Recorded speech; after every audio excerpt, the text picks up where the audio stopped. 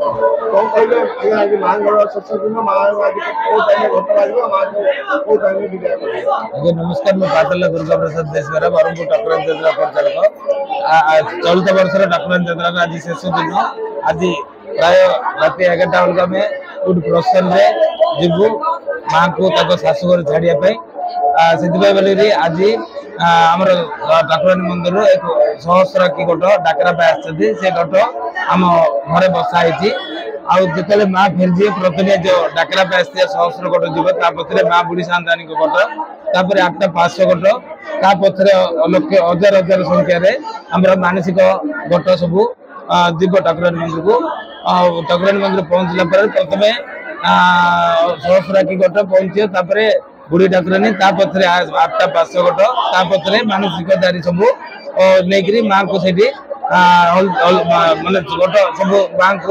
के पाखे रखी माँ को प्रार्थना कर माँ को आशीर्वाद ने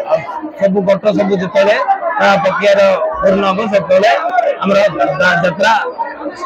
एंड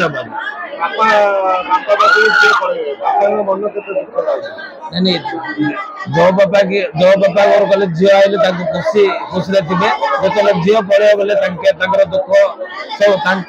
परिवार समस्त थी बापा हिसाब से मोर भी दुख अच्छी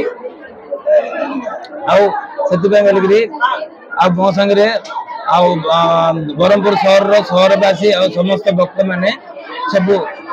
समस्ते समस्त दुख प्रकाश कर माँ केबे आसिले केबे कले जना पड़लान बोली आम